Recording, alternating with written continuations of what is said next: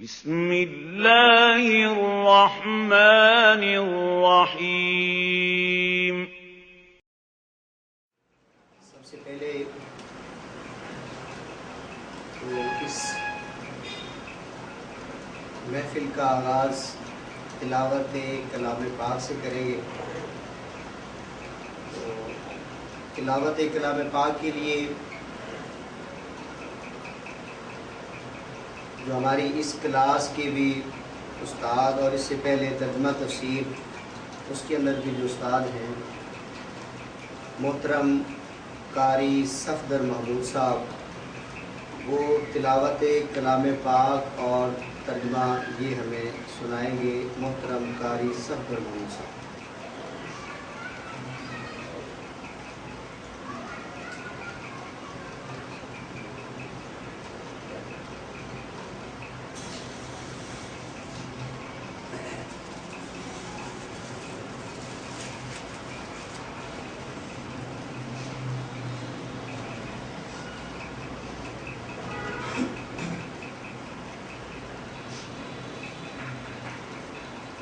أعوذ بالله من الشيطان الرجيم.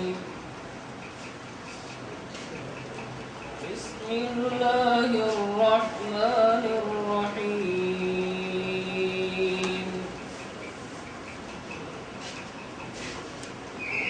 فأما الإنسان إذا ما ابتلاه ربه فأكرمه ونعمه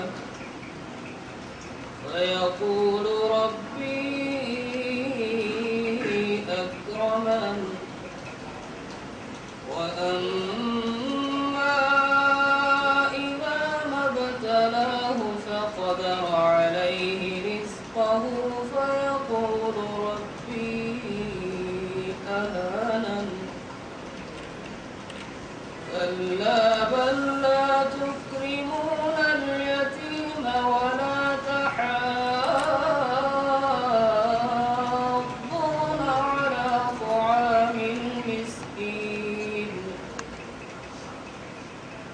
وتأكلون التراث أكلا لما وتحبون المال حبا جما. كلا إذا دكت الأرض دكا دكا وجاء ربك والملك صفا صفا وجيء يومئذ بجهنم يومئذ يتذكر الإنسان وأنى له الذكرى. يقول يا ليتني قدمت لحياتي فيومئذ لا يعذب عذابه أحد ولا يوثق وثاقه أحد. يا أيتها النفس المطمئنة ارجعي إلى ربك راضية مرضية فادخلي في عبادي وادخلي جنتي. صدق الله العظيم. انسان کی حالت یہ ہے کہ جب اس کو اس طرح آزماتا ہے، اس کے رزق کو اس پہ تنگ کر دیتا ہے، تو یہ کہتا ہے میرے رب نے مجھ کو ذلیل کر دیا۔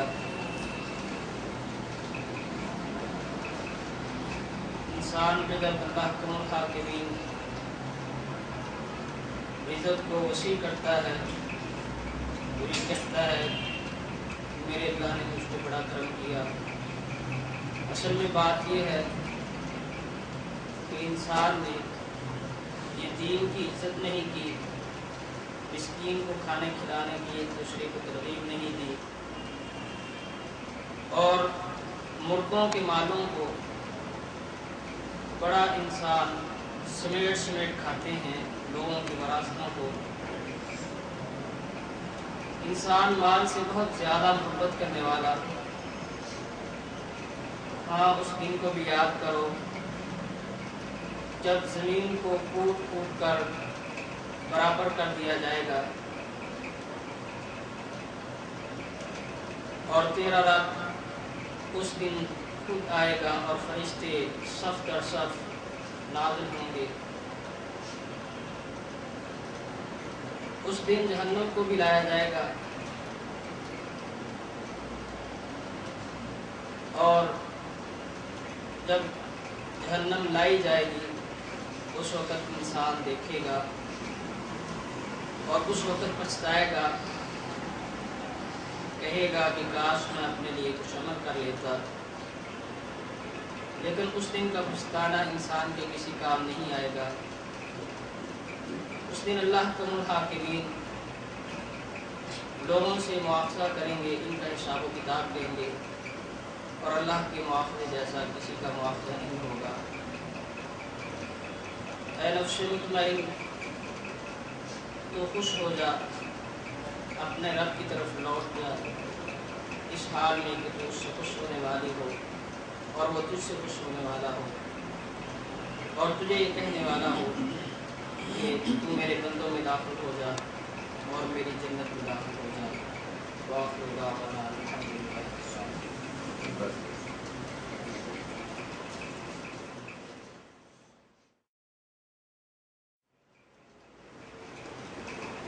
ये थे मोहतरम कारी सफदर महमूद साहब जो तिलावत कलाम पाक फरमा रहे थे, और उस तिलावत कलाम पाक का तर्जुमा ये आप लोगों ने सुना, तिलावत कलाम पाक को सुना। यकीनन आप लोग खुश नसीब हैं, खुशकिस्मत हैं कि अल्लाह ताला ने हमें उस दीन के लिए ये चुना। सबसे पहले तो अल्लाह ताला का ये इनाम है कि अल्लाह ताला ने हमें मुसलमान बनाया। अगर इससे पहले भी तो अल्लाह ताला ने हमें इंसान बनाया और फिर मुसलमान बनाया, और एजाज दर एजाज कि मुसलमान बनाने के बाद उम्मत मुहम्मदिया सल्लल्लाहु अलैहि वसल्लम का फर्ज बनाया कि जिस उम्मत और जिस पैगंबर का उम्मती बनने की ख्वाहिश हजरत मूसा अलैहिस्सलाम ने भी की थी। और ये महफिलें, ये मजलिसें इस एतबार से कि अल्लाह ताला की रहमत का नज़ूल होता है, अल्लाह के फरिश्ते घेर देते हैं और अल्लाह ताला उन लोगों के हाँ जिक्र करता है, लोगों का जो कुरान पाक ये पढ़ते हैं, पढ़ाते हैं। और नबी पाक सल्लल्लाहु अलैहि वसल्लम का ये फरमान, वमज्तमा कौमुन फी बैतिन मिन बुयूतिल्लाह यतलूना किताबल्लाहि व यतदारसूनहु बैनहुम, अल्लाह की किताब कुरान मजीद की तिलावत करते हैं और फिर पढ़ते पढ़ाते हैं, सीखते सिखाते हैं। तो ऐसे लोगों पर को अल्लाह ताला की रहमत, अल्लाह के फरिश्ते और उसके बाद अल्लाह ताला उन लोगों का जिक्र अपने मुअज़्ज़ज़ बंदों में और जो मुअज़्ज़ज़ लोग हैं उनकी वहाँ वो जिक्र करता है। तो इससे बढ़कर कोई एजाज़ वाली बात नहीं। आज दुनिया के अंदर बदअमनी है, आज दुनिया के अंदर इख्तिलाफ है, और जिस तरह आज ही हमने ये इससे पहले सबक के अंदर पढ़ा कि ये फ़िरक़ों की बुनियाद ये अकीदत परस्ती से शुरू हुई। और कोई कहता है कि हम जैसा कोई नहीं, हम बहुत मुअज़्ज़ज़ हैं, अल्लाह के मुकर्रब हैं, ہم ہی جنت میں جانے والے۔ یہودیوں نے کہا کہ ہمارے علاوہ کوئی جنت میں نہیں جائے گا، عیسائیوں نے کہا ہمارے علاوہ کوئی جنت میں نہیں جائے گا، اور مشرکوں نے کہا کہ اللہ تعالیٰ نے جو فرشتوں کو بیٹیاں بنایا ہے، اور وہ بھی کہنے لگے کہ ہم ہی جنت کے اندر جائیں گے۔ اصل یہ ہے کہ یہ دار الفلاح، اس میں کسی قسم کی فرقہ واریت کی کوئی تعلیم نہیں۔ الحمدللہ یہ وہی ہدایت جو اللہ کی ہدایت ہے، اور وہ اللہ کی ہدایت قرآن مجید کی شکل میں یا صحیح احادیث کی شکل کے اندر ہے، وہی الحمدللہ یہ ادارہ دار الفلاح، اسی کے یہ فارم کے لیے یہ شارٹ کورسز، مختصر کورسز، اور یہ ہے کہ ایک لمبے پیریڈ کا جس میں ترجمہ تفسیر کی کلاسیں ہیں الحمدللہ، یہ 15-16 مقامات پر 15-16 کلاسیں یہ الحمدللہ یہ جاری ہیں۔ تو اسی ضمن میں کہ یہ فہم قرآن و سنت کا فروغ اور ہماری ذمہ داریاں ہیں، اس حوالے سے جو ادارہ دار الفلاح کے مدیر فضیلت الشیخ محترم حافظ عبدالوحید صاحب حافظہ اللہ تعالی، فاضل جامعہ ملک سعود، الحمدللہ اللہ تعالیٰ نے جن لوگوں کو اپنے دین کے لیے، یہ قرآن پاک کے فہم کے لیے، اس کے فروغ کے لیے چنا، ان میں جس جگہ پر یہ لاہور کی سطح پر یا پاکستان کی سطح پر جن لوگوں کا نام آتا ہے، ان میں محترم حضرت حافظ عبدالوحید صاحب حافظہ اللہ تعالیٰ، ان کا بھی نام ہے۔ اللہ تعالیٰ ان کو اپنی حفظ و امان میں رکھے، اور اللہ تعالیٰ ہمیں بھی استقامت دے کہ ہم بھی اس ادارے کے ورکر بن کر، اور اس ادارے کے نہیں بلکہ اصل میں قرآن و سنت کے خادم بن کر، قرآن و حدیث کے خادم بن کر اللہ ہمیں بھی توفیق عطا فرمائے کہ ہم بھی اس کے اندر، کیونکہ ہمارے ادارے کا، یہ دار الفلاح کا یہ منشور ہے، جو بھی طالب علم بن جاتا ہے، پڑھ لیتا ہے، وہ ادارے کا رکن بن جاتا ہے۔ تو اس لیے ہم سب کی ذمہ داری ہے، اگر ہم قرآن و حدیث کا فہم خود جتنا حاصل کرتے ہیں، یہ ہماری ذمہ داری ہے آگے لوگوں تک بھی پہنچائیں۔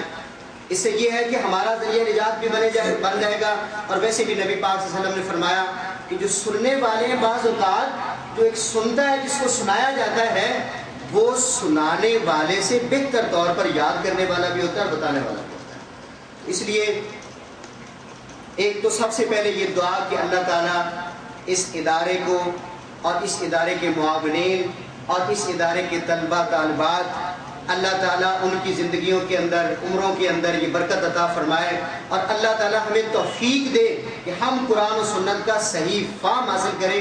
اور اس میں صرف وہی بات ہے کہ اللہ تعالیٰ کی ہدایت والی، کہ اللہ تعالیٰ ہمیں سیدھا راستہ دکھائے بھی، سیدھے راستے پر چلائے، اور پھر اللہ تعالیٰ ہمیں منزل مقصود تک بھی پہنچائے۔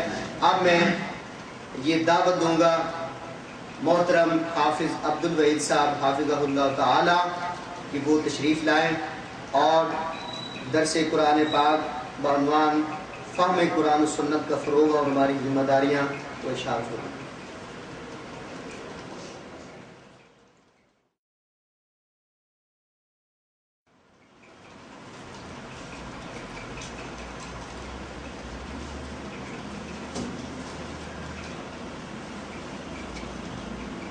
بسم اللہ الرحمن الرحیم، الحمد للہ رب العالمین، والعاقبۃ للمتقین، والصلاة والسلام علی سید الرسل وخاتم النبیین وآلہ واصحابہ اجمعین ومن تبعہم بإحسان الی یوم الدین۔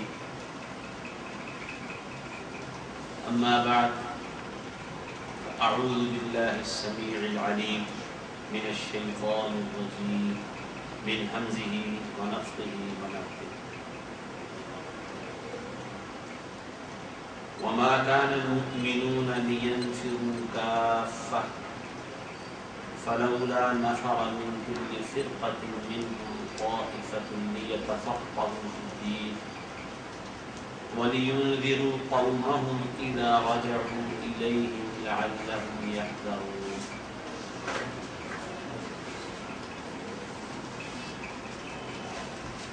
اور ممکن نہیں کہ مومن سب کے سب نکل جائیں، تو ان کے ہر گروہ میں سے کچھ لوگ کیوں نہ نکلے تاکہ وہ دین میں سمجھ حاصل کریں۔ اور تاکہ وہ اپنی قوم کو ڈرائیں جب ان کی طرف واپس جائیں تاکہ وہ بچ جائیں۔ سورہ توبہ آیت نمبر 122۔ رسول اللہ صلی اللہ علیہ وآلہ وسلم جب غزوہ تبوک کے لیے نکلے اس وقت حکم یہ تھا کہ سب لوگ نکلے، ہلکے ہیں یا بوجھل ہیں، اور یہ بھی فرمایا کہ اہل مدینہ کے لیے لائق نہیں کہ اللہ کے رسول نکلے تو وہ گھروں میں بیٹھے رہیں۔ جو لوگ غزوہ تبوک سے پیچھے رہ گئے تھے عذر والوں کے علاوہ ان کو تنبیہ بھی کی گئی، کچھ تادیبی کارروائی کی گئی ان کے خلاف۔ اس کے بعد اللہ رب العزت نے کیونکہ قرآن مجید قیامت تک کے لیے اس کے احکام ابدی ہیں، وقتی نہیں، ہر قسم کے حالات اور ہر معاشرے کے لیے، اس لیے اللہ رب العزت نے یہاں پھر عام حکم دے دیا کہ وَمَا كَانَ الْمُؤْمِنُونَ لِيَنْفِرُوا كَافَّةً۔ ایسا تو ممکن نہیں تھا کہ مومن سارے کے سارے ہی نکل جائیں گھروں کو چھوڑ کر جہاد میں نکل جائیں، یہ تو ممکن نہیں۔ فَلَوْلَا نَفَرَ مِنْ كُلِّ فِرْقَةٍ مِّنْهُمْ طَائِفَةٌ لِيَتَفَقَّهُوا فِي الدِّينِ۔ کچھ لوگوں کو نکلنا چاہیے۔ اللہ کے رسول علیہ السلام جب جاتے تھے جہاد کے لیے تو فرمایا کچھ لوگوں کو نکلنا چاہیے تاکہ اللہ کے رسول کے ساتھ ہوں گے تو دوران سفر تمام تر تعلیمات سیکھتے رہیں گے، رسول اللہ صلی اللہ علیہ وسلم سے اللہ کی باتیں سیکھتے رہیں گے، دین کی سمجھ بوجھ حاصل کرتے رہیں گے، اور جب وہ اپنی قوم کی طرف واپس آئیں گے تو پھر باقی لوگ جو تعلیمات سے براہ راست فیاضیاب نہیں ہو سکے انہیں بھی ڈرائیں گے تاکہ وہ بچ سکیں، احتیاط کر سکیں۔ اس آیت کی تفسیر میں بہت سارے اقوال ہیں، آیت کی پوری تفسیر آج ہماری اس نشست کا موضوع نہیں ہے، بلکہ اس میں ایک ٹکڑا اور ایک جملہ ہی ہماری گفتگو کا موضوع ہے، اور وہ ہے لِيَتَفَقَّهُوا فِي الدِّينِ وَلِيُنذِرُوا قَوْمَهُمْ، کہ اللہ کے دین میں فقاہت حاصل کریں، سمجھ بوجھ حاصل کریں، اور اپنی قوم کو خبردار کریں، ڈرائیں جب قوم کے لوگ ان کے پاس واپس آئیں یا وہ اپنی قوم کے لوگوں کے پاس واپس آئیں۔ یہ دین اسلام جو دین ہدایت ہے، اور اللہ رب العزت نے اسے محمد رسول اللہ صلی اللہ علیہ وآلہ وسلم پر مکمل فرمایا۔ ویسے پہلے بھی تمام انبیاء کرام کا دین اسلام ہی تھا۔ انبیاء کرام تو انبیاء کرام ہیں، انسانوں کی رہبری اور ہدایت کر کے دنیا میں تشریف لائے۔ ویسے پوری کائنات جس نظام کے تحت چل رہی ہے، اللہ رب العزت نے اس نظام کو بھی اسلام ہی قرار دیا۔ پوری کائنات جس میں زمین آسمان اور اس کی ساری مخلوقات ہیں۔ تیسرا سپارہ سورہ آل عمران سپارے کے آخری رکوع میں اللہ نے فرمایا کہ وَلَهُ أَسْلَمَ مَنْ فِي السَّمَاوَاتِ وَالْأَرْضِ طَوْعًا وَكَرْهًا۔ اللہ رب العزت کے آگے جھکا ہوا ہے ہر کوئی، جو بھی آسمانوں میں ہے اور جو بھی زمین میں۔ اسلامہ کا لفظ ہے، اسلامہ اسلام سے، تو اسلام کے معنی جھکنے، اطاعت کرنے اور فرما برداری کرنے کے ہیں۔ تو اللہ کے حکموں کے آگے جھکے ہوئے ہیں سب کوئی، جو بھی آسمانوں میں ہے اور جو بھی زمینوں میں ہے، حتیٰ کہ خود آسمان و زمین بھی اللہ کے حکم کے آگے جھکے ہوئے ہیں۔ زمین کے ذمے جو کام اللہ نے لگائے وہ آج تک کر رہی ہے۔ آسمانوں کو اللہ رب العزت نے سہاروں ستونوں کے بغیر کھڑا کیا ہوا ہے، اور ان کے ذمے جو کام ہے وہ کر رہے ہیں۔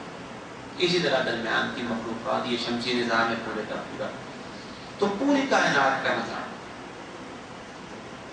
وہ کیا ہے؟ اسلام۔ اور اس اسلام پر عمل کرنے کی وجہ سے ہی یہ کائنات اب تک رواں دواں ہے۔ چنانچہ انبیاء کرام علیہ السلام کو بھی جو قانون، جو دستور و ضابطہ ملا، اس کا نام بھی اسلام ہے، لیکن پہلے انبیاء کرام پر وہ دستور، وہ ضابطہ حیات مکمل نہیں ہوا۔ مکمل ہوا ہے محمد رسول اللہ صلی اللہ علیہ وسلم۔ اليوم اکملت لکم دینکم واتممت علیکم نعمتی ورضیت لکم الاسلام دینا۔ وہ اس آیت کے حوالے سے یہودیوں نے کہا تھا کہ اگر یہ آیت ہمارے اوپر نازل ہوئی ہوتی تو جس دن یہ آیت نازل ہوتی ہم اس دن کو عید ہی بنا لیتے۔ الیوم اکملت لکم دینکم، آج میں نے تم پر تمہارا دین مکمل کر دیا۔ واتممت علیکم نعمتی، اور میں نے اپنی نعمت پوری کر دی۔ یہ نعمت ہے قرآن مجید، دین، یہ اللہ کی بہت بڑی نعمت ہے۔ بلکہ جتنی نعمتیں انسان کو اللہ نے بخشی ہیں، عنایت کی، تمام کی تمام نعمتیں اگر اکٹھی ہوں، ترازو کے ایک پلڑے میں رکھی جائیں، دوسرے پلڑے میں اسلام والی، دین والی نعمت ہو، تو کوئی مقابلہ نہیں ہے۔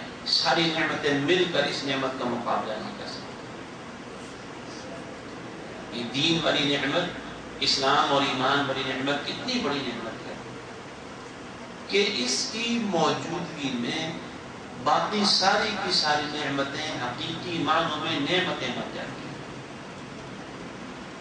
اگر اسلام والی نعمت نکال دی جائے تو باقی تمام تر نعمتیں، حتیٰ کہ ہفت اقلیم کی بادشاہت بھی انسان کے لیے نعمت، زحمت، عذاب، مصیبت ہے انسان کے لیے۔ تو ہمیں ہم نے نعمت مکمل کر دی۔ اتممت علیکم نعمتی، تم پر اپنی نعمت تمام کر دی۔ ورضیت لکم الاسلام دینا، اور تمہارے لیے اسلام کو بطور دستور، بطور قانون چن لیا، پسند کر لیا۔ تو تمام انبیاء کرام علیہ السلام کا دین، دین اسلام مکمل کس پر ہوا؟ محمد رسول اللہ صلی اللہ علیہ وآلہ وسلم پر مکمل کر دیا گیا، اور اس مکمل کرنے کو اپنا عظیم انعام قرار دیا۔ اس کا تذکرہ کیا خصوصی طور پر کہ تم پر یہ نعمت ہوگی۔ وہ دین جو محمد رسول اللہ صلی اللہ علیہ وآلہ وسلم کو ملا، اس دین کو آپ یوں ہی دنیا میں دے کے چھوڑ کے نہیں چلے گئے، بلکہ 23 سالوں میں جیسے جیسے وہ دین نازل ہوتا رہا، رسول اللہ صلی اللہ علیہ وسلم ویسے ویسے وہ دین صحابہ کو سکھاتے گئے۔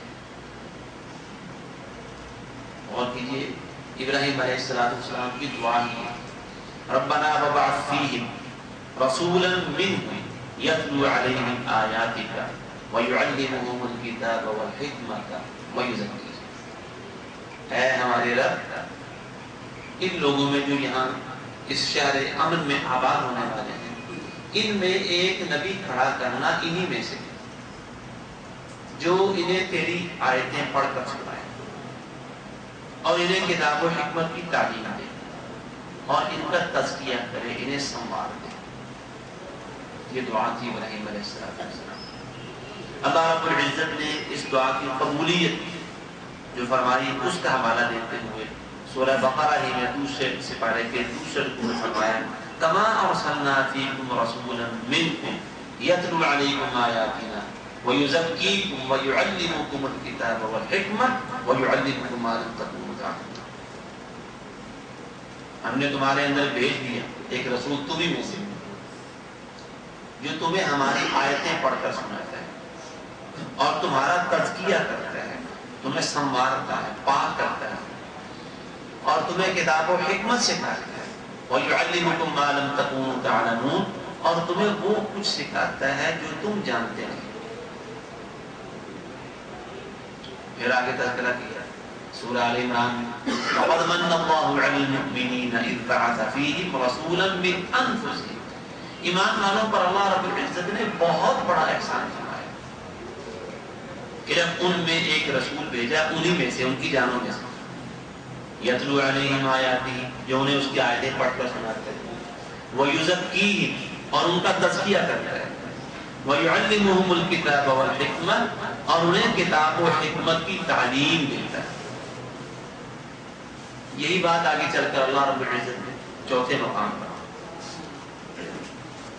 سورہ الجمعہ 28 سے پارے میں ذکر کیا، هُوَ الَّذِي بَعَثَ فِي الْأُمِّيِّينَ رَسُولًا مِّنْهُمْ يَتْلُو عَلَيْهِمْ آيَاتِهِ وَيُزَكِّيهِمْ وَيُعَلِّمُهُمُ الْكِتَابَ وَالْحِكْمَةَ۔ یہاں تذکرہ کیا ان چاروں مقامات میں۔ آپ دیکھیں ابراہیم علیہ السلام کی دعا یہ تھی کہ ایسا رسول بھیج دے جو انہیں تعلیم دے، سکھائے، پڑھائے، کتاب و حکمت سکھائے، تیری آیتیں پڑھ کر سنائے، جس کے ذریعے ان کا تزکیہ کرے، پاک کرے، صاف ستھرا بنا دے، چمکا دے ان کو۔ مولانا ابوالکلام آزاد نے یزکی کے ترجمے میں لکھا ہے کہ ان کو مانج دے۔ عورتیں برتن مانجتی ہیں تو مانج کے، جو سمجھدار عورتیں خواتین گھروں میں برتن دھوتی ہیں سگڑ قسم کی، تو ان کا برتن دھلا ہوا اور ایک عام معمولی طریقے سے دھلا ہوا برتن آپ دیکھیں گے بڑا صاف فرق ہوگا۔ تو یزکی ان کو مانج دے، چمکا دے، ایسا رسول کے آیتیں پڑھ کے انہیں چمکائے اور پھر انہیں کتاب و حکمت سکھائے، تعلیم دے۔ تو اس دعا کی قبولیت ہوئی۔ اللہ نے اس قبولیت کا ذکر قرآن میں 3 جگہ فرمایا، تو ہر جگہ پر تعلیم کا، سکھانے کا ذکر ہے۔ رسول اکرم صلی اللہ علیہ وسلم خود یہ بات فرماتے ہیں، انما بعثت معلما، مجھے تو معلم ہی بنا کر بھیجا گیا ہے۔ ویسے آپ کی اللہ کی طرف سے جو شان ہے، آپ کے جو ذمہ داریاں ہیں، آپ کے اوپر جو فرائض عائد ہوتے ہیں، اس حوالے سے آپ مبلغ بھی تھے، مبلغ تبلیغ کرنے والا، پیغام پہنچانے والا۔ آپ داعی بھی تھے، داعی اللہ، یا ایھا النبی انا ارسلناک شاہدا ومبشرا ونذیرا وداعیا الی اللہ باذنہ وسراجا منیرا۔ آپ سراج منیر، آپ داعی اللہ، آپ شاہد، آپ نذیر، مبشر، بشیر۔ لیکن رسول اکرم صلی اللہ علیہ وسلم نے یہ نہیں فرمایا کہ انما بعثت بشیرا، مجھے بشیر بنا کر بھیجا گیا، انما بعثت داعیا الی اللہ، انما بعثت نذیرا، کیوں نہیں فرمایا؟ فرمایا انما بعثت معلما، مجھے تو معلم ہی بنا کر بھیجا گیا، تعلیم دینے والا۔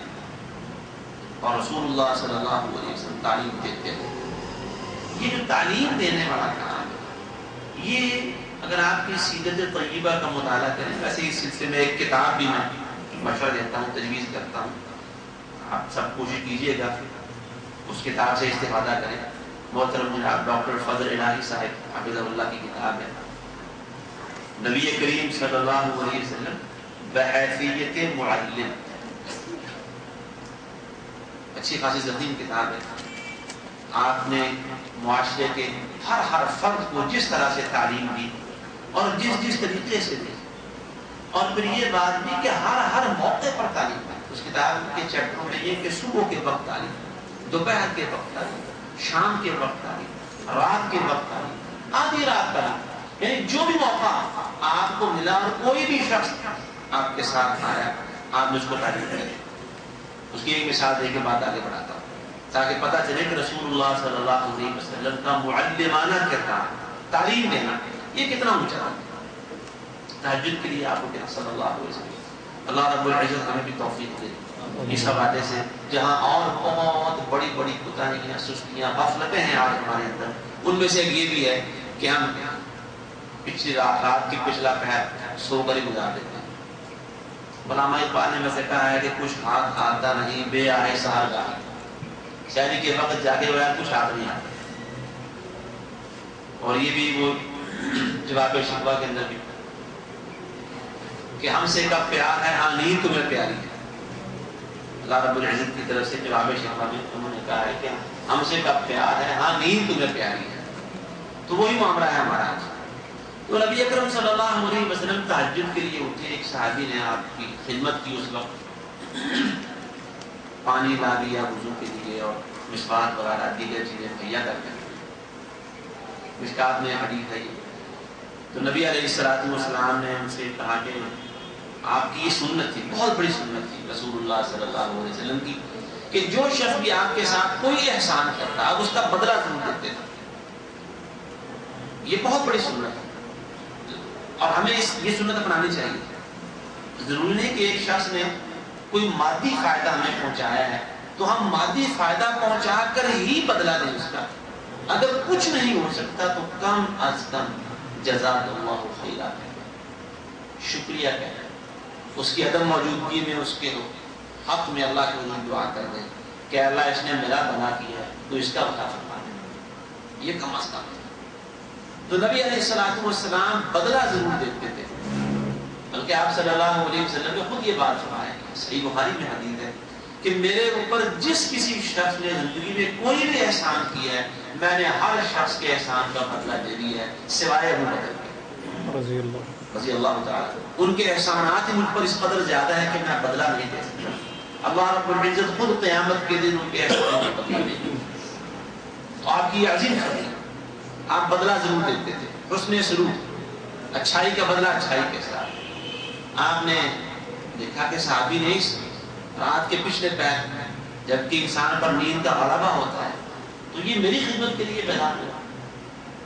آپ نے کہا کہ صحابی کچھ چاہیے، کچھ مانگو مجھ سے، میں تمہارے کس کام آ سکتا ہوں. تو صحابی نے موقع غنیمت جانا ہو. آج ہم کہتے ہماری ذہنیت بنی مجھے ہمیں وہ فلاں سوسائٹی میں کارنر کا ایک پلاٹ خالی پڑا ہمیں لیتے ہیں. آپ کی تو بس زبان ہلنی ہے تو مل جانا ہے، آپ سفارش کر دیں فلاں جگہ پر ایک ولا ہے وہ مجھے آپ دے. مادی دور ہے نا آج. اللہ کی نعمتیں ہمیں یہی نظر آتی ہیں کہ کاروبار چل پڑے، گھر اچھا ہو، اپنا سواری ہو، گاڑی ہو، نوکر چاکر ہو، تو اللہ کی نعمتیں ہیں، یہ خوشحالی ہے. ویسے ہے یہ بات صحیح، حدیث کے مطابق گھر اپنا ذاتی ہو، ہمسایہ اچھا ہو، اللہ نے سواری دی ہو. تو ایک حدیث میں آتا ہے کہ یہ انسان کی سعادت مندی کی نشانی ہے. حلال طریقے سے کمائی کی ہو، اس سے اپنا گھر بنا لے، اسی حلال کمائی میں سے گاڑی خرید لے، ہمسائے نیک ہو، تو یہ سعادت مندی. یہ کوئی بری چیز نہیں، اپنا گھر ہونا یہ کوئی بری چیز نہیں، میں اس کی مذمت نہیں کر رہا. لیکن جو آج مادہ پرستانہ ذہن بنا ہوا ہے اس کے مطابق اسی طرح کا سوال ہوتا ہے کہ جناب کچھ اتنے رقم چاہیے، گھر چاہیے، سواری چاہیے. صحابی نے موقع غنیمت جانا اور کہنے لگے اللہ کے رسول میں اسألک مرافقتک فی الجنہ، جنت میں آپ کی رفاقت چاہیے. نبی علیہ الصلوۃ والسلام نے فرمایا بھی اس کے علاوہ کچھ نہیں. وہ آپ کی جو مراد تھی کہ دنیا میں انسان کو 100 ضروریات ہوتی ہیں تو میں تمہارے کسی کام آ سکتا ہوں. کہنے لگے کہ اس کے علاوہ بھی یہی ہے، جو پہلے مانگا ہے وہ تو مانگ لیا نا، اب اس کے علاوہ بھی یہی ملے. چنانچہ آپ علیہ الصلوۃ والسلام نے صحابی کی طلب اور ڈیمانڈ پر جو بات فرمائی وہ آپ کے معلمانہ کردار کو واضح کرتی ہے. آپ نے ارشاد فرمایا اگر ایسا ہے تو پھر کرو اعنی علی نفسک بکثرۃ السجود، تم نہ اپنے نفس کے خلاف میری کچھ مدد کرو، اپنے نفس کے خلاف میری مدد کرو. اور وہ مدد کیسے کرنی ہے کہ سجدے کثرت کے ساتھ کیا کرتے ہیں. نفلی سجدے، نمازوں کے علاوہ نفلی نمازیں یا نمازوں کے علاوہ سجدے زیادہ سے زیادہ کیا کرو. اور اس طرح تم اپنے نفس کے خلاف میری مدد کرو گے تو جنت میں میرا ساتھ مل جائے. تو صحابی کی ڈیمانڈ کا یہ جواب بھی ہو گیا اور تعلیم بھی ہو گئی کہ رسول اللہ صلی اللہ علیہ وسلم کا ساتھ کیسے مل سکتا ہے؟ کثرت سجود کے ساتھ. تو آدھی رات کو تعلیم معلمانہ کے بعد جو آدھی رات بھی تعلیم کا کوئی موقع ضائع نہیں کرتے تھے، وہ دن کے اوقات کے اندر جب انسان ہوش و حواس کے ساتھ قائم دائم ہوتا ہے، چاق و چوبند ہوتا ہے، کیا آپ اس وقت تعلیم کا کوئی موقع ضائع کرتے ہوں؟ کہ بھی نہیں کرتے. تو اس حوالے سے یہ کتاب میں نے عرض کی ہے، اس کا مطالعہ کرنا ضروری ہے. بات یہ ہو رہی تھی کہ اللہ رب العزت نے جو دین رسول اللہ صلی اللہ علیہ وسلم پر مکمل کیا، آپ کو مکمل دین یوں ہی ایسے دنیا میں نہیں چھوڑ گئے، بلکہ 23 سال میں جو امت آپ صلی اللہ علیہ وسلم نے تیار کی ہے اس پوری امت کو آپ یہ پورا دین عملی طور پر سکھا کر گئے. تعلیم دی آپ نے، سکھایا. اس کے جو علمی نکات ہوتے ہیں، عقدے ہوتے ہیں، بعض الفاظ الجھنیں ہوتی ہیں، ان کو بھی سلجھایا آپ نے علمی اعتبار سے. لیکن آپ کا کام صرف یہ نہیں تھا کہ آپ لوگوں کو قرآن مجید کے مشکل معنی سمجھاتے، الفاظ مشکل ہوتے ہیں ان کا مطلب ترجمہ مفہوم سکھا دیتے، بلکہ اس علم پر عمل کرنا بھی سکھا سکتے ہیں۔ سیدنا عبداللہ بن مسعود رضی اللہ عنہ کہتے ہیں کہ تعلمنا العلم والعمل معا، ہم نے رسول اللہ صلی اللہ علیہ وسلم سے علم بھی سیکھا اور اس کے ساتھ عمل بھی سیکھا، پورا دین سکھا کر گیا، سکھایا، صحابہ کرام کو سکھایا، دن رات سکھایا۔ مالک بن حویرث کہتے ہیں رضی اللہ تعالیٰ عنہ، یعنی کوئی موقع، کوئی مرحلہ، کوئی لمحہ ایسا نہیں تھا جب آپ کا معلمانہ کردار سامنے نہ آتا، اور اسی لیے تو آپ نے فرمایا انما بعثت معلما۔ پہلے بھی عرض کیا کہ ورنہ آپ کی صفات تو بہت ساری ہیں، خوبیاں بہت ساری ہیں، ذمہ داریاں بہت ساری تھیں۔ آپ مدینہ منورہ کے حاکم بھی تھے، صدر مملکت تھے کہ نہیں؟ تو آپ کہہ سکتے تھے کہ مجھے صدر بنا کے بھیجا گیا۔ آپ صلی اللہ علیہ وسلم ایک عظیم سپہ سالار تھے، بہترین جنگی قائد تھا، کہ آپ صلی اللہ علیہ وسلم یہ نہیں کہہ سکتے تھے کہ مجھے عظیم جنگی ماہر بنا کر بھیجا گیا، اور وہ جنگی مہارت بھی آپ کو اللہ نے سکھائی تھی، لیکن آپ نے یہ نہیں کہا۔ جنگ کے حالات ہوں، امن کے حالات ہوں، طائف کی وادی میں پتھر پڑ رہے ہوں، یا آپ صلی اللہ علیہ وسلم مکہ مکرمہ میں فاتحانہ طور پر داخل ہو رہے ہوں، ہر وقت آپ معلم تھے۔ انما بعثت معلما۔ مالک بن حویرث کہتے ہیں رضی اللہ عنہ، ہم مسلمان ہو کر کچھ نوجوان مدینہ منورہ پہنچے، مسجد نبوی میں قیام رہا، چند دن گزرے، ہفتہ عشرہ یا اس سے کچھ زیادہ، تو آپ نے محسوس کیا کہ نوجوان گھروں سے اداس ہو گئے ہیں، تو ہماری اداسی محسوس کرتے ہوئے خود ہی ہمیں آپ نے جانے کی اجازت دی، الوداع کیا، اور ساتھ کہا کہ بھائی دیکھو اب تمہارے لیے احکام یہ ہیں کہ اپنے علاقے میں جا کر تم نے نماز قائم کرنی ہے، ایک شخص تم میں سے اذان کہے گا، اور ایک جو تم میں زیادہ سینئر ہے علم کے اعتبار سے افضل اور بڑا ہے، وہ تمہارا امام ہوگا، اور وہاں نماز قائم کرنی ہے۔ مگر سنو، صلو کما رأیتمونی اصلی، جیسے یہاں تم نے مجھے نماز پڑھتے ہوئے دیکھا نا ویسا نماز پڑھنی ہے۔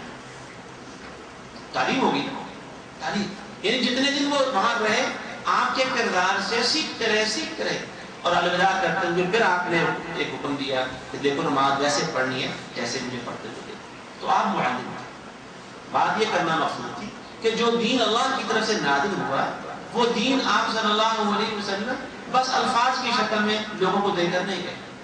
یہ قانون کی کوئی کتاب تھی، وہ امت کے حوالے کی اور آپ واپس اللہ کے پاس نہیں، وہ الفاظ جو اللہ کی طرف سے نازل ہوئے، کسی زبر زیر پیش کے فرق کے بغیر، کسی نقطے کے اوپر نیچے کیے بغیر، الفاظ بھی ہو بہو پورے کے پورے امت کو دیے، اور ان الفاظ کی جو تشریح و تعبیر اور تفسیر ہو سکتی تھی وہ بھی پوری کی پوری سمجھا دی، اور اس پر عملی جو تقاضے ہو سکتے تھے وہ سارے کے سارے امت کو دے کر گئے۔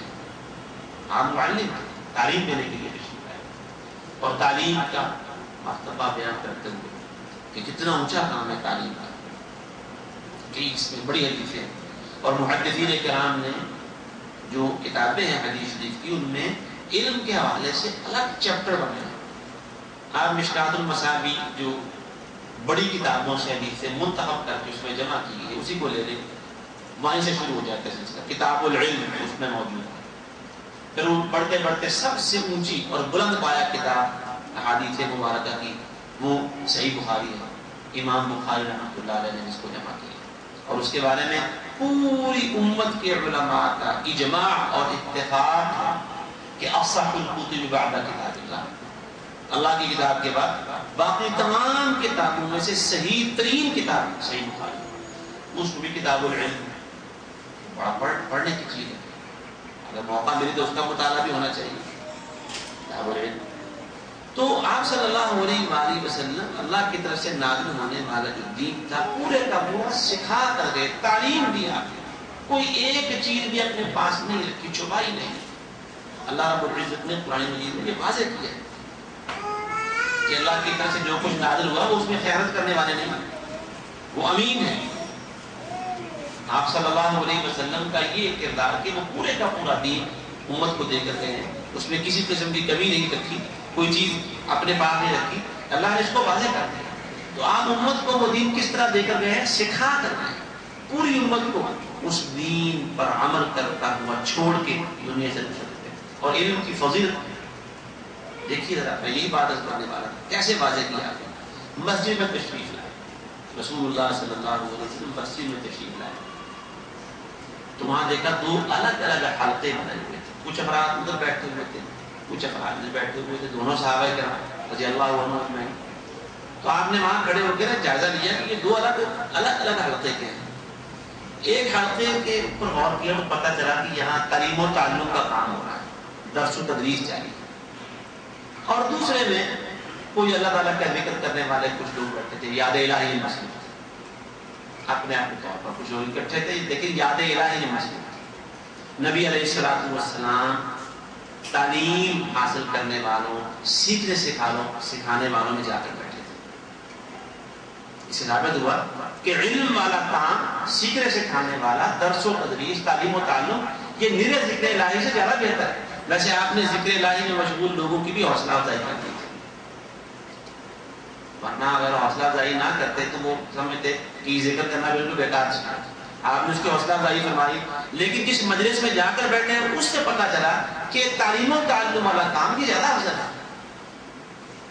نبی علیہ الصلوۃ والسلام نے فرمایا طلب العلم فضیلۃ علی کل مسلم، علم سیکھنا ہر مسلمان پر فرض ہے. اور صحیح بخاری کی ایک حدیث میں یہ بات لکھا ہے کہ من یرید اللہ بہ خیرا یفقہہ فی الدین، اللہ جس کی بھلائی کا ارادہ کرتا ہے اسے دین میں سمجھ بوجھ عطا کرتا ہے. یفقہ، اردو میں ایک لفظ فقہ بولتے ہیں، فقہ. یہ کیا جی، یہ فقہ حنفی ہے، یہ فقہ مالکی ہے، فقہ شافعی ہے، فقہ حنبلی ہے، فلاں ہے فلاں ہے، اس طرح سے ائمہ کے نام سے مشہور ہے، یہ ان کی فقہ ہے. تو فقہ کے معنی ہوتے ہیں گہری سوجھ بوجھ، فقہ کے معنی ہوتے ہیں بصیرت. تو اس حدیث کا مطلب یہ ہے کہ اللہ رب العزت جس کی بھلائی کا ارادہ کرتا ہے، کوئی بھی ہو قیامت تک کے لیے جس کی بھلائی کا ارادہ کرتا ہے، اللہ اسے اپنے دین کی فقہ کے لیے چن لیتا ہے. اس سے یہ بھی معلوم ہوتا ہے کہ فقہ پرانے زمانوں اور علماء کرام پر یہ کوئی رک نہیں گئی، یہ دروازہ بند نہیں ہو گیا کہ وہ ان علماء تک تھا، بس اس زمانے تک کا معاملہ. ائمہ اربعہ جب دنیا سے تشریف لے گئے تب دین کی سمجھ بوجھ والا معاملہ اور دروازہ اللہ کی طرف سے بند کر دیا گیا. بلکہ حدیث کا مطلب ہے کہ اللہ جس کی بھی بھلائی کا ارادہ کرتا ہے اسے اپنے دین کی فقہ عطا فرماتا ہے، یعنی سمجھ بوجھ دیتا ہے. تو جو لوگ اس کام کے لیے چنے جاتے ہیں وہ اللہ رب العزت کے پسندیدہ لوگ ہیں. اس حدیث سے بھی یہ بات معلوم ہوئی کہ یہ معاملہ بہت زیادہ اعلیٰ اور پسندیدہ ہے. کون سا معاملہ؟ تعلیم و تعلم والا معاملہ. قرآن مجید کی جو آیت میں نے پڑھی تھی شروع سورہ توبہ کے آخری رکوع سے پہلے رکوع کی آیت ہے، اس میں بھی الفاظ کے لیے تفقہوا فی الدین، تاکہ وہ دین کی فقہ، سوجھ بوجھ حاصل کریں، دین کی سمجھ بوجھ حاصل کریں. علم کی فضیلت کے حوالے سے جو حدیث میں نے ابھی پڑھی، طلب العلم فریضۃ علی کل مسلم، کہ علم سیکھنا ہر مسلمان پر فرض ہے اللہ کی طرف سے. اس بارے میں اکثر لوگ یہ کہتے ہوئے سنے جاتے ہیں، کتاب بعض جگہوں پر اخباروں میں مضامین وغیرہ بھی آتے ہیں کہ دیکھیں جی اس میں علم کی تعیین نہیں ہے، کون سا علم ہے، فرض ہے لیکن علم. دیکھیے قرآن اور حدیث کی جامعیت کہ اس میں سارے علم بھی آ گئے. علم سیکھنا فرض ہے.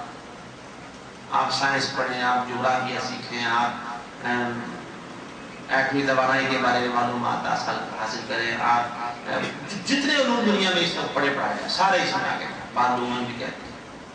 علم کی فضیلت بیان کرتے ہوئے ایک اور بہت مشہور حدیث بیان کی جاتی ہے، مشہور جی، علم حاصل کرو چاہے اس کے لیے تمہیں چین جانا پڑے. آپ نے بھی بہت دفعہ یہ حدیث سنی ہوگی، پڑھی بھی ہوگی بہت سارے مذاہب. علم حاصل کرو چاہے اس کے لیے تمہیں چین جانا پڑے. اور پھر اس کے بعد اس پر آگے تبصرہ اور تشریح کرتے ہوئے کہا جاتا ہے کہ جناب دیکھیے اب چین میں قرآن و حدیث کا علم نہیں تھا، وہاں یہ کوئی ٹیکنالوجی سے ہے نا جدید، ساری اس زمانے میں بھی ہوں گی اور آج بھی وہاں موجود ہے. تو چین میں قرآن و حدیث کا علم تو نہیں، تو اس سے پتہ چلا کہ علم سارے جو ہے وہ سیکھنے فرض ہیں، قرآن و حدیث کا علم ضروری نہیں کہ یہی اس سے مراد ہے. ویسے یہ جو مشہور حدیث ہے کہ چین جانا پڑے، یہ حدیث رسول نہیں، یہ موضوع حدیث ہے. موضوع حدیث وہ ہے جو گاڑی گئی ہو، رسول اللہ کی طرف منسوب کی گئی ہو لیکن آپ نے نہ فرمائی. اور یہ بہت خطرناک کام ہے. ہمارے اس معاشرے میں بڑی باتیں حدیث کے نام سے مشہور ہیں لیکن وہ حدیثیں نہیں ہیں. موضوع ہے. موضوع کا مطلب گڑی نہیں ہے, رسول اللہ نے فرمائی نہیں, آپ کی طرف منسوخ کی ہے. اور جس بارے میں آپ کو پورا یقین نہ ہو کہ یہ حدیث ہے, اس کے بارے میں یہ کبھی نہیں اس طرح کہنا چاہیے کہ اللہ کے رسول نے یہ فرمایا, کیونکہ رسول اللہ صلی اللہ علیہ وسلم نے اس سے سختی سے منع کیا. فرمایا من کذب علی متعمدا فلیتبوأ مقعدہ من النار. جو کوئی جھوٹ گڑے مجھ پر, یعنی میرے بارے میں کہے کہ میں نے یہ بات کہی ہے, حالانکہ وہ بات میں نے نہ کہی, فلیتبوأ مقعدہ من النار, وہ اپنا ٹھکانہ جہنم میں بنا لے. یہ سمجھ لے کہ اس بات کی وجہ سے وہ جہنم میں جائے گا. تو یہ حدیث نہیں, کسی سیانے کا قول ہوگا, کسی نے کہا کبھی علم سیکھا کرو, چاہے تمہیں چین ہی جانا پڑا, یعنی چین جانا کوئی آسان تھا, کہاں وہ عرب کے صحرا اور رستے میں آنے والے دریا, اور کہاں چین بڑا, اور چین بھی اب یہ چھوٹا بڑا وسیع تھا یہ علاقہ, تو چین تک جانا پڑے تمہیں, تو کسی سیانے نے کہہ دیا ہوگا کہ چین جانا پڑے تب بھی علم سیکھو, یعنی صبر کرو اس کے لیے, نکلو گھر سے. ویسے گھر سے نکلنے کے حوالے سے رسول اللہ صلی اللہ علیہ وسلم کی ایک حدیث ہے صحیح, آپ نے فرمایا جو شخص اپنے گھر سے نکلتا ہے اس لیے کہ وہ علم سیکھے, اور کسی رستے پر چل نکلتا ہے, اس رستے پر چلتے رہنے کی وجہ سے اللہ اس کے لیے جنت کا رستہ آسان کر دیتا ہے. تو ایک حدیث میں یہ بات آئی کہ جو گھر سے علم سیکھنے کے لیے نکلتا ہے, جب تک وہ گھر واپس نہیں آ جاتا وہ فی سبیل اللہ. تو علم کی بڑی فضیلت ہے, علم سیکھنا. کون سا علم ہے؟ اس آیت میں جو بھی میں نے آپ کے سامنے پڑھی ہے واضح کر دیا. باقی جتنی حدیثیں, جتنی آیتیں جن میں علم کے بارے میں پوری وضاحت نہیں ہے کہ کون سا علم سیکھنا چاہیے, اللہ کو کون سا علم پسند ہے, اور جس کے بارے میں اتنی تاکید کی جا رہی ہے, اس آیت نے واضح کی ہے. یہ تفقہوا فی الدین, کہ وہ دین کی سمجھ بوجھ حاصل کریں, اللہ کے دین کے اندر بصیرت پیدا کریں. وَلِيُنذِرُوا قَوْمَهُمْ إِذَا رَجَعُوا إِلَيْهِمْ, جب وہ سیکھ سکھا کے اپنی قوم کے اندر واپس آئیں تو انہیں خبردار کریں, ڈرائیں اللہ کے عذاب سے. لَعَلَّهُمْ يَحْذَرُونَ, تاکہ وہ بھی بچیں, احتیاط کریں, تقوی اختیار کریں. بتائیے جو علم اللہ سے اس کے عذاب سے ڈرانے والا ہے وہ کون سا علم ہوگا؟ میتھمیٹکس کا علم ہوگا جس سے اللہ کا ڈر پیدا ہوگا. میری مراد یہ نہیں کہ وہ میں اس سے نفرت نہیں دلا, لیکن جو عام طور پر لوگ سمجھتے ہیں کہ ان آیتوں سے مراد یہی ہے کہ انسان سارے علوم سیکھے, تو قرآن مجید یا حدیثوں کی چیزیں ایک دوسرے کے ساتھ ہی واضح ہوتی ہیں. ایک آیت میں ایک بات پوری طرح واضح نہیں تو وہ دوسری آیت واضح کر دے گی.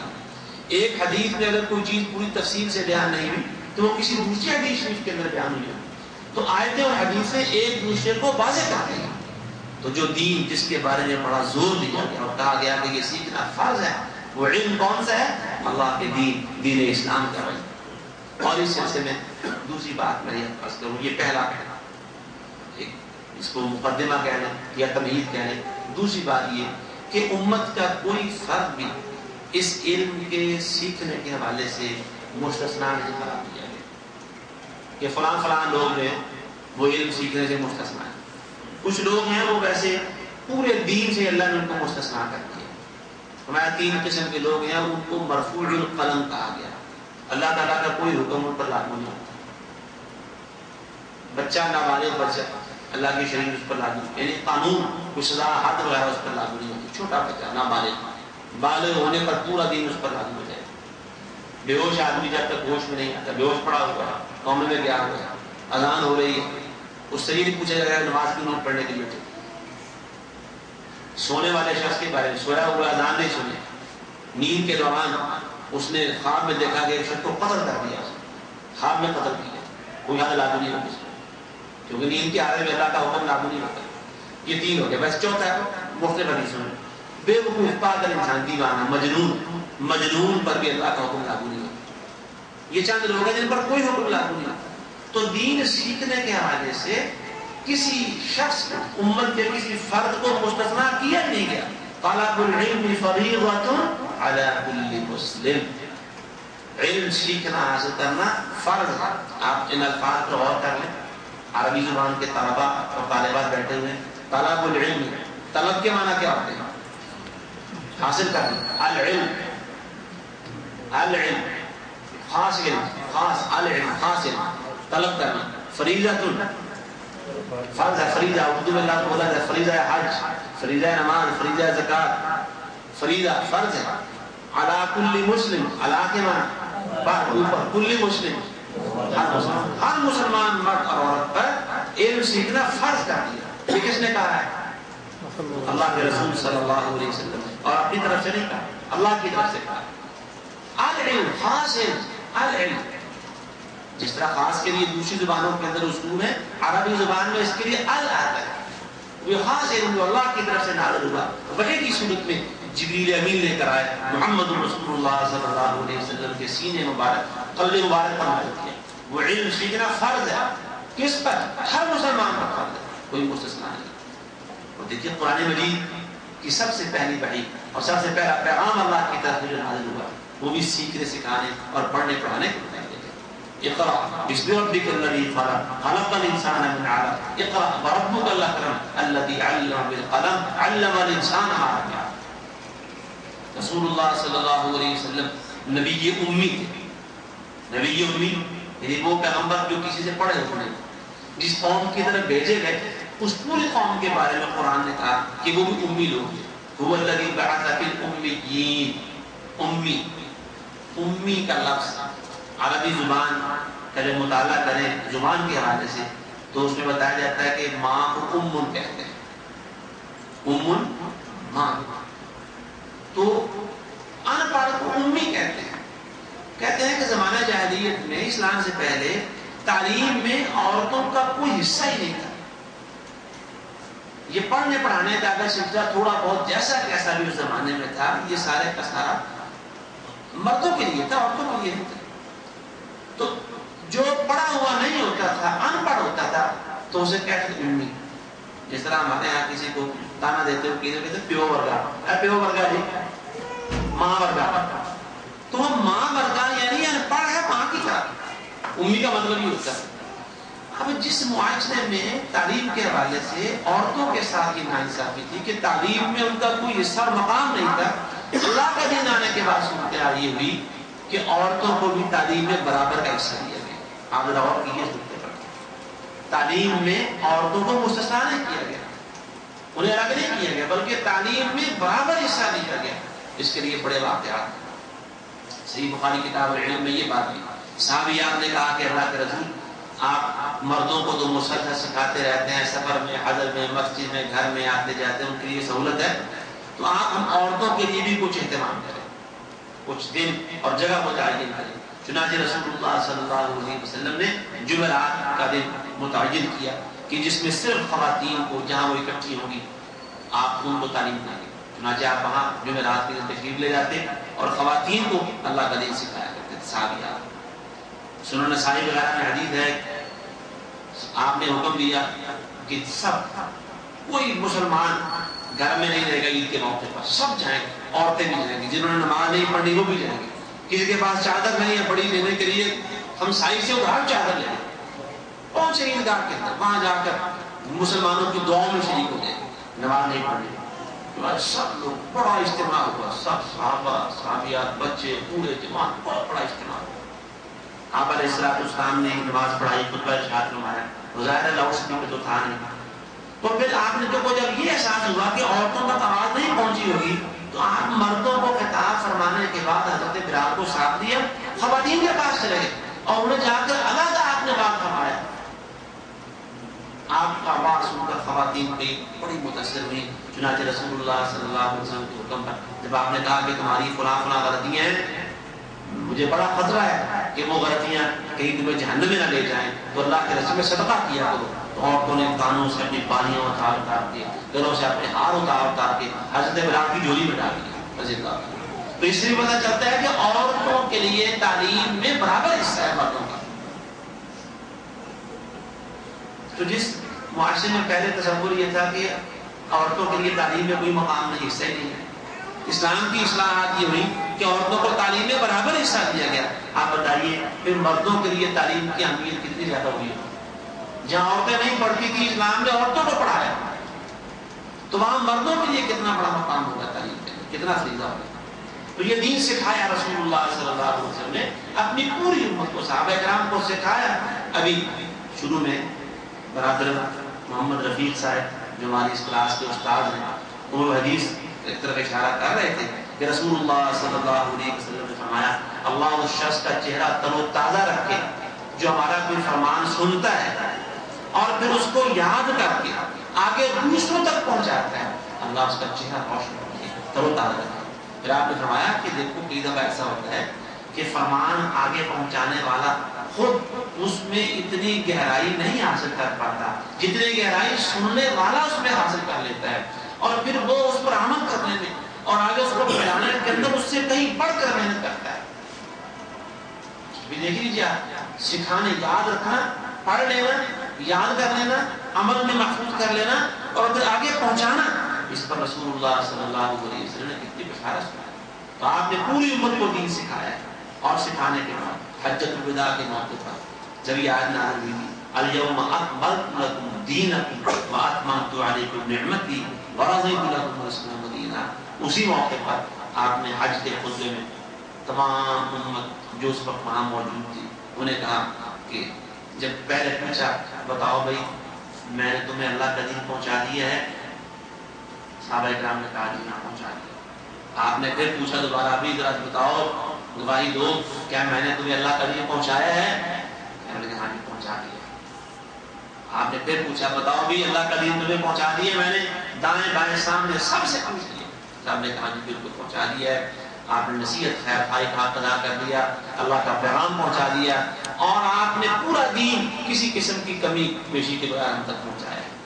آپ نے پھر اللہ کی طرف یوں آسمان کی طرف نگاہ اٹھائی اور انگلی بھی پہلے آسمان کی طرف کی، اللہم فاشہد، اے اللہ تو گواہ ہو جا کہ یہ گواہی دے رہے ہیں کہ میں نے دین پہنچا دیا، اے اللہ تو گواہ ہو جا کہ تیرے بندے، میرا کوئی دعویٰ نہیں ہے کہ میں نے دین پہنچایا، لیکن عظمت کتنی ہے، اتنا بڑا کام کیا، 23 سالوں کے اندر ایک پورا معاشرہ اللہ کے دین پر عمل کرنے والا تیار کر دیا، جن کی زندگی دعویٰ کی زندگی نہیں تھی بلکہ پریکٹیکل لائف، عملی زندگی تھی، اور آپ کہتے ہیں کہ میں نے کچھ دعویٰ کرتا کہ میں نے ایسا کیا۔ اللہ یہ تیرے بندے گواہی دے رہے ہیں کہ میں نے دین پہنچا دیا۔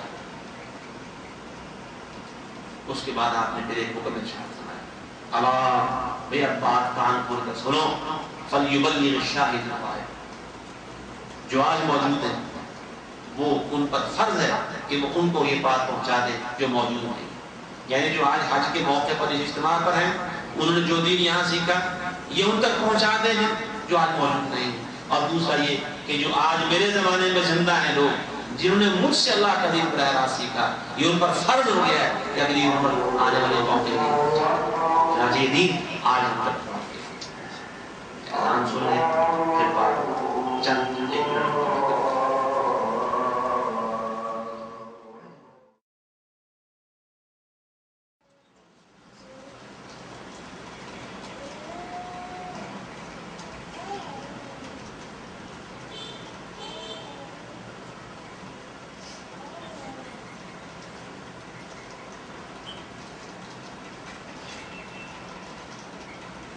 میں یہ عرض کر رہا تھا کہ آپ نے پوری امت کو اس بات کا پابند کر دیا جو اس وقت موجود تھی کہ یہ پیغام آگے آنے والوں کو پہنچا دیا، جبکہ آپ کو پوری امت کو اللہ کا مکمل دین سکھا چکے ہیں۔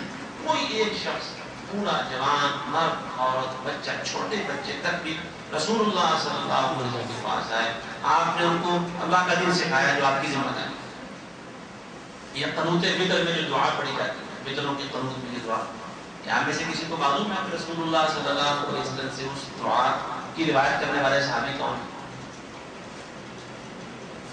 حضرت حسن رسول اللہ کے نواسے تھے، یہ قنوت فطر کی دعا رسول اللہ صلی اللہ علیہ وسلم سے بیان کرنے والے آپ کے نواسے، اور آپ وہ کوئی بہت بڑے عمر رسیدہ شخص نہیں، چھوٹے بچے، یعنی اتنی بڑی جو یہ امانت تھی رسول اللہ صلی اللہ علیہ وسلم کے پاس آنے والی، اِنَّا سَنُلْقِي عَلَيْكَ قَوْلًا ثَقِيلًا، اللہ نے قرآن کو قول ثقیل قرار دیا، بھاری قرار دیا، بہت بڑی ذمہ داری۔ نبی علیہ السلام دنیا سے تشریف لے کر گئے تو پورے کا پورا دین پوری امت کو سکھا کر تعلیم دے کر گئے، اور حکم دے دیا کہ آج جو موجود ہیں ان کے اوپر ذمہ داری ہے کہ وہ بعد میں آنے والوں کو اللہ کا دین پہنچائیں۔ اب اس حوالے سے جو بات میں نے پہلے کی کہ امت کے تمام افراد پر اللہ تعلیم سیکھنا فرض، کوئی ایک شخص بھی اس سے مستثنا نہیں ہے، اور اس کی کم از کم جو شرح ہے، کم از کم شرح قرآن مجید ناظرہ درست طریقے سے عربی لہجے کے ساتھ آتا ہو، اور اس کے ساتھ ساتھ اس کے معانی سیکھنے میں کچھ نہ کچھ مہارت پیدا ہو جائے، کم از کم اتنا کہ قرآن مجید پڑھا جا رہا ہو تو پتہ چل رہا ہو کہ یا ایھا الذین آمنوا اتقوا اللہ حق تقاتہ کا مطلب کیا ہے، یا ایھا الذین آمنوا اجتنبوا کثیرا من الظن ان بعض الظن اثم، یہ کیا ہے؟ یا ایھا الذین آمنوا اتقوا اللہ وذروا ما بقی من الربا ان کنتم مؤمنین کا مطلب کیا ہے؟ یا ایھا الناس اعبدوا ربکم الذی خلقکم۔ تو جہاں جہاں اللہ تعالیٰ بلاتا ہے پتہ چل رہا ہو کہ ہمیں حکم ہو رہا ہے، ہمیں منع کیا جا رہا ہے، ہمیں ڈرایا جا رہا ہے، ہمیں خوشخبری سنائی جا رہی ہے۔ صورتحال دیکھیے، قرآن سے لگاؤ ہے ویسے امت کو بہت لگاؤ ہے۔ یہ مصر کے بڑے بڑے قرآن سمجھاتے ہیں، تلاوت قرآن مجید کے بڑے بڑے پروگرام ہوتے ہیں، دنیا ٹور تک پہنچتے ہیں سننے کے لیے، اور ان کی جو آوازوں پر بڑی داد لوگ دیتے ہیں، اٹھ اٹھ کے کھڑے ہو جاتے ہیں اور ان کے واہ واہ عظمت واہ سمت بڑی داد دیتے ہیں۔ لیکن عالمیہ دیکھیے کہ وہ عذاب والی آیتیں پڑھ رہے ہوتے ہیں بہت دفعہ، اور ہم کہہ رہے واہ واہ سبحان اللہ۔ عالمیہ یہ کہ وہ عذاب والی آیتیں پڑھ رہے ہیں جس میں ڈر جانا چاہیے۔ قرآن کہتا ہے کہ اللہ نے فرمایا کہ اگر یہ قرآن کسی پہاڑ پر نازل ہوتا ہے تو ڈر ڈر کے کام کام کے وہ ریزہ ریزہ ہو جاتا ہے۔ ادھر عذاب کی آیتیں پڑھی جا رہی ہے، واہ واہ کیا اس کی وجہ کیا ہے؟ یہ مطلب نہیں آتا، پتہ نہیں اس میں بیان کیا ہے۔ یہ عالمیہ ہمارا تعلق ہے قرآن کے ساتھ، محبت ہے، عقیدت ہے اس کے ساتھ، لیکن زبانی جو تقاضے ہیں اس کے کہ اس کو سیکھا جائے کم از کم وہ نہیں۔ تو یہ پہلا تقاضا کہ اس کو درست طریقے سے ہم پڑھیں، مسلمان سارے کے سارے سیکھیں، اس کے معنی کو سمجھنے کی پوری کوشش کریں۔ اور اس حوالے سے چونکہ فرض یہ ہے کہ ساری امت قرآن کو سیکھے، تو ساری امت کہاں سیکھ رہی ہے؟ یہ ایک ادارہ چھوٹا سا دارالفلاح ہے، اس طرح کے اور اگر ملتا کئی ادارے ہیں، اور میری معلومات کے مطابق کوئی 2.5 سے 3 درجن ادارے ہیں، مختلف نام ہیں ان کے، اور مختلف طریقوں سے لوگوں کو قرآن مجید سکھانے کا کام کر رہے ہیں۔ اللہ سب کی محنت قبول و منظور فرمائے۔ اور جو تقاضے ہیں وہ ظاہر ہم پورے نہیں کر پا رہے، اللہ رب العزت ہمیں معاف فرمائے، لیکن وہ اتنے 3 درجن 2.5 درجن ادارے اگر سارے اداروں کا وزٹ کیا جائے، سروے کیا جائے، وہاں سے سیکھنے والوں کی تعداد اگر دیکھی جائے تو وہ ایک وقت میں 2.5 سے 3 ہزار لوگ ہوں گے، زیادہ سے زیادہ 2.5-3 ہزار لوگ ہوں گے بڑی۔ اور یہ میں بڑے مبالغے کے ساتھ کہہ رہا ہوں، اس سے کم ہو سکتے ہیں تو ہو سکتے ہیں، زیادہ نہیں ہوں گے، جو قرآن مجید کا ترجمہ سیکھنے کے لیے باقاعدہ ان کلاسوں میں بیٹھتے ہوں، کورس پورے کرتے ہوں، تو لوگ ہیں امت اتنی ہے، بس سیکھنے والے تھوڑے ہیں، نہ سیکھنے والے زیادہ ہیں۔ اس کا علاج کیا ہے کہ ہر ان کلاسوں میں آنے والا ہر طالب علم اور ہر طالب علم وہ خود ایک ادارہ اور ایک تحریک بن جائے، قرآن فہمی کو فروغ دے۔ اور اس کے لیے میں ایک مثال دے کے بات ختم کرتا ہوں، پہلے بھی شاید یہاں نشست میں مثال دی گئی، بات سمجھانا مقصد ہے۔ قرآن مجید میں بھی چونکہ کئی مثالیں اور کئی باتیں کئی دفعہ دہرائی ہیں، اگر پہلے آپ نے سنی ہوگی تو دوبارہ بھی سن لیں، کوئی حرج نہیں اس کے اندر۔ وہ میں مثال یہ دیتا ہوں کہ اپنے جو ذاتی کام ہمارے ہوتے ہیں، کوئی ذاتی کام وہ انسان سے بڑی بے تکلفی سے اور اپنے آپ ہوتے چلے جاتے ہیں، اس کے لیے ذہن بھی کام کرنے لگ جاتا ہے، اس کے لیے اگر وسائل کی ضرورت ہو تو انسان سوچ لیتا ہے کہ وسائل کہاں سے آئیں گے، اور اس کی ترتیب کیا ہوگی پورے پروگرام کی، اس ذمہ داری کو ادا کرتے ہیں۔ عقیقہ اگر کسی کو اللہ تعالیٰ بیٹا دے دے، بیٹی سے عقیقہ کرنا ہے تو پہلے سے انتظام کر لیا جاتا ہے، کچھ رقم کا کے لیے اس سے ہم اس موقع کے اخراجات پورے کر لیں، پہلے سے انتظام کر لیں۔ اور پھر شادی ہے بیٹے کی بیٹی کی، پتہ ہے کہ شادی کرنی ہے، ذمہ داری ہے، حالانکہ یہ قرآن و حدیث میں کہیں نہیں آیا کہ اتنا جہیز دینا چاہیے اور اتنے 100 افراد کا ولیمہ پکانا چاہیے۔ سادگی کا درس ہے، سادگی کی تعلیمات ہے، لیکن اپنے آپ سے باہر ہو جاتے ہیں اکثر لوگ، اپنے وسائل سے بڑھ کر خرچ کرتے ہیں۔ تو اپنا کام ہے نا، اپنا بیٹا ہے، اپنی بیٹی ہے، اپنا خون ہے، ذمہ داری سمجھ رہے ہیں، اور پھر اگر کہیں سے ادھار سدھار بھی کرنا پڑے تو وہ کر لیتے ہیں، یہ اپنا کام ہے بے تکلفی کے ساتھ۔ اور پھر چونکہ اس کے اپنا ہونے میں کسی قسم کا شک نہیں ہوتا ہے تو دعوت نامہ بھیجتے ہیں پورے یقین کے ساتھ دوستوں کو ہی. تو جن لوگوں کو دعوت نامہ پہنچتا ہے، اگر ہم نے 2 افراد کو بلایا اور فیملی میں سے بس ایک تو ضرور آتا ہے اور بڑی خوشی سے لوگ آتے ہیں. تاکید جب کی جاتی ہے کہ آپ نے پہنچنا ہے ٹائم سے، تو کہتے ہیں آپ کیوں نہیں آئیں گے، آپ نے خوشی میں ہمیں یاد کیا، لوگ کہیں پیچھے کیسے رہ سکتے ہیں. اور واقعی ایسا ہوتا ہے کہ 99.9% لوگ آ جاتے ہیں. اکا دکا بڑی مشکل سے رہتے ہیں اور وہ بھی اطلاع کرتے ہیں یہ وجہ ہوگی ہے، یہ مشکل ہوگی ہے، میں نہیں پہنچ پا رہا. تو اس طرح سے بہت کم ایسا ہوتا ہے کہ کوئی 1-2 افراد پیچھے رہ جائیں اور وہ اطلاع نہ دیتے. سب آتا ہے. یہ ہمارے ذاتی پروگراموں میں، گھر کے فنکشن میں جو لوگ اس طرح کھینچے چلے آتے ہیں، اس کے پیچھے ہمارا اخلاص ہوتا ہے.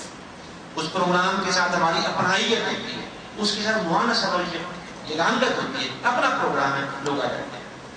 اس کا مطلب یہ ہوا کہ جس کام کو میں اور آپ اپنا سمجھ لیں گے یہ میرا کام ہے، میرا ذاتی کام ہے، اس کے لیے تکلفات اور رکاوٹیں دور ہونا شروع ہو جائیں گے. اس کے لیے مسائل بھی حاصل ہونا شروع ہو جائیں گے. بس اس کام کو فرق یہ ہے کہ اپنا کام سمجھنے کی ضرورت ہے کہ یہ ہمارا اپنا کام ہے، یہ میرا کام ہے. ہر ایک شخص کہے کہ یہ میرا کام ہے. تو یہ پوری امت پڑی ہوئی ہے جس نے قرآن و حدیث سیکھنے کی طرف قدم نہیں اٹھایا. اس پوری امت کو اس کا یہ پہلا فریضہ قرآن و حدیث کے مطابق پہلا فریضہ کہ اللہ کا دین سیکھے. مسلمان ہو جانے کے بعد سب سے پہلا فریضہ یہ ہوتا ہے کہ دین سیکھنا شروع کرتے ہیں. قرآن کہتا ہے فَاعْلَمْ أَنَّهُ لَا إِلَٰهَ إِلَّا اللَّهُ. جب کوئی شخص مسلمان ہوتا ہے تو کیا پڑھ کر مسلمان ہوتا ہے؟ لا الہ الا اللہ محمد رسول اللہ. فرمایا اس کا علم حاصل کرو. زبان سے پڑھ لیا مسلمان ہونے کے لیے لا الہ الا اللہ محمد رسول اللہ، تو بات ختم نہیں. اب اس کو سیکھو کہ اس کا مطلب کیا ہے. یہیں سے سیکھنا شروع کر دو اور پورا دین سیکھتے چلے جاؤ. تو یہ سب سے پہلا فریضہ. آج امت اس سلسلے میں کتنی غفلت کا شکار ہے. تو جو اس طرف آ نکلی، اللہ نے آپ کو اس کام کے لیے چنا اور یہ حقیقت ہے میری اور آپ سب کی یہ عظیم سعادت. کسی ایک سعادت پر اللہ کا شکر ادا کرنا چاہے اور کرتے ہیں، ساری عمر سجدے میں ساتھ رکھ کے شکر ادا نہیں کر سکتے کہ اللہ اتنے بندوں میں سے جو ہزاروں نہیں ہیں، لاکھوں ہیں، گننے میں نہیں آتے. پیغام جن تک پہنچا وہ کئی ہزار لوگ ہیں. ان میں سے یہ چند 10 لوگ یا 20 لوگ ہیں، ان میں سے تو نے مجھے بھی شامل کر دیا. اللہ تیرا عظیم احسان ہے، میں تیرا شکر نہیں ادا کر سکتا. تو اللہ کی عظیم نعمت اور عظیم سعادت ہے ہمارے لیے جو زندگی میں اللہ نے بھیجی. ہم یہاں اسی نسبت سے بیٹھے گفتگو کر رہے ہیں. اللہ کرے کہ ہمارا بیٹھنا ہماری دنیا اور آخرت میں کامیابی کا ذریعہ ہو. ہمیں کوئی دعویٰ نہیں ہے لیکن اللہ سے امید رکھتے ہیں کامیابی کا ذریعہ کرے. تو یہ جب تک ہر شخص ہماری کلاسوں کا، ہر طالب علم، بھائی، بزرگ، نوجوان، بوڑھے اور ہر بہن معزز خاتون میں یہاں تشریف رہی، جب تک وہ خود سکھانے کے حوالے سے اپنے آپ کو ایک ادارہ نہیں بنا دیتے، اپنے آپ کو ایک انسٹیٹیوٹ نہیں بنا دیتے، اپنے آپ کو ایک کاروان نہیں بنا دیتے، اپنے آپ کو ایک انجمن نہیں بنا دیتے، یہ کام ہونا نہیں. اس لیے میری التماس ہے کہ آپ میں سب اپنی اپنی ذمہ داریوں کو سمجھیں.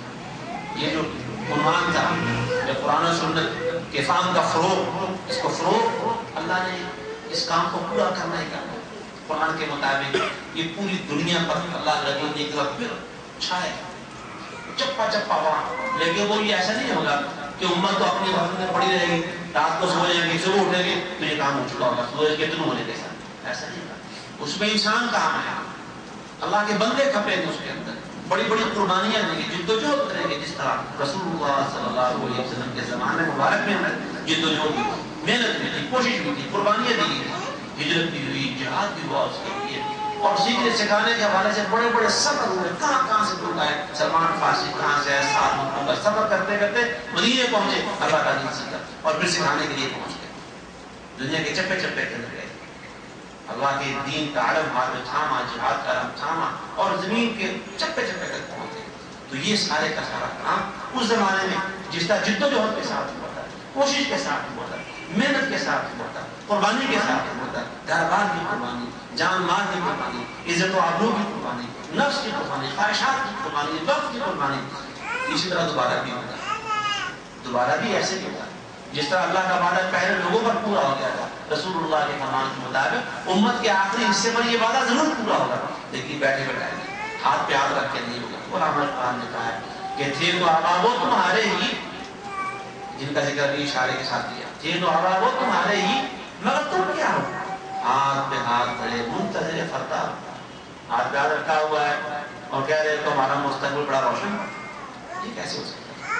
یہ کام ہوگا ضرور، یہ پورا دین اللہ کا تعلیم و تعلم کے ساتھ اور پوری اپنی توانائی کے ساتھ، اپنے پورے شباب کے ساتھ پوری دنیا پر چھائے گا، غالب آئے گا۔